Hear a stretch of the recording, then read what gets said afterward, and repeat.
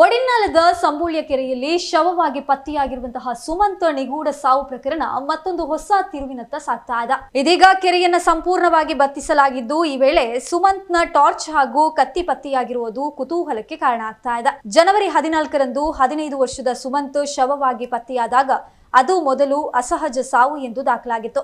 ಶವ ಪರೀಕ್ಷೆಯ ಪ್ರಾಥಮಿಕ ವರದಿ ಕೂಡ ಮುಳುಗಿ ಸಾವು ಎಂದೇ ಹೇಳಿತು. ಆದ್ರೆ ವರದಿಯನ್ನ ಸಾಲುಗಳ ಮಧ್ಯೆ ತಲೆಯ ಮೇಲೆ ಬಲದ ಗಾಯಗಳು ಅನುಮಾನಕ್ಕೆ ಕಾರಣ ಆಗಿತ್ತು. ಇನ್ನು ಆಘಾತವೇ ಅಥವಾ ಯಾರಾದ್ರೂ ಕೊಟ್ಟ ಹೊಡೆತವೇ ಎನ್ನುವ ಶಂಕೆ ವ್ಯಕ್ತವಾಗಿದ್ದು, ಈ ಹಿನ್ನೆಲೆಯಲ್ಲಿ ಬೆಳ್ತಂಗಡಿ ಪೊಲೀಸರು ಪ್ರಕರಣವನ್ನ ಕೊಲೆ ಎಂದು ಮರು ದಾಖಲಿಸಿ ತನಿಖೆಗೆ ಇಳಿದಿದ್ದಾರೆ. ಡಿಎಸ್ಪಿ ನೇತೃತ್ವದಲ್ಲಿ 4 ವಿಶೇಷ ತಂಡಗಳು ರಚನೆಯಾದವು. ಹುಡುಕಾಟ ಕೆರೆಯವರೆಗೂ ತಲುಪಿತು. ಇತ್ತೀಚೆಗೆ ಆ ಕೆರೆಯ ನೀರನ್ನ ಸಂಪೂರ್ಣವಾಗಿ ಖಾಲಿ ಮಾಡಿದಾಗ ಹೊರಬಂದದ್ದು ಒಂದು ಕತ್ತಿ, ಮತ್ತೊಂದು ಟಾರ್ಚ್ ಲೈಟ್.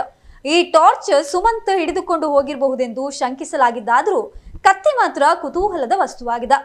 ಕತ್ತಿ ಸಿಕ್ಕಿದ್ದು ಹೌದಾದ್ರೂ ಶವ ಪರೀಕ್ಷೆಯಲ್ಲಿ ಚೂಪಾದ ಆಯುಧದ ಗಾಯಗಳಿಲ್ಲ ಎಂದು ವರದಿ ಹೇಳ್ತಿದೆ. ಆದ್ರೆ ತುಕ್ಕು ಹಿಡಿದಿರುವ ಕತ್ತಿ ಬೇರೆಯದೇ ಆದ ಕಥೆಯನ್ನ ಹೇಳಲಿದೆಯೇ ಎನ್ನುವ ಹೊಸ ಕುತೂಹಲ ಮೂಡಿಸಿದೆ. ಪೊಲೀಸರು ಈಗ ಈ ಎಲ್ಲಾ ಪ್ರಶ್ನೆಗಳ ಬೆನ್ನು ಹತ್ತಿದ್ದಾರೆ. ಕತ್ತಿ ಮತ್ತು ಟಾರ್ಚ್ ಅನ್ನ ಫಾರೆನ್ಸಿಕ್ ಪರೀಕ್ಷೆಗೆ ಕಳುಹಿಸುವ ಸಾಧ್ಯತೆ ಕೂಡ ಇದೆ. ಕೆರೆಯ ಸುತ್ತಲಿನ ಚಲನವಲನ, ಬಾಲಕನ ಕೊನೆಯ ಕ್ಷಣಗಳು, ಅವನ ಜೊತೆಗೆ ಇದ್ದವರು ಎಲ್ಲವನ್ನ ಪೊಲೀಸರ ತಂಡಗಳು ತನಿಖೆಗೆ ಆರಂಭಿಸಿದ.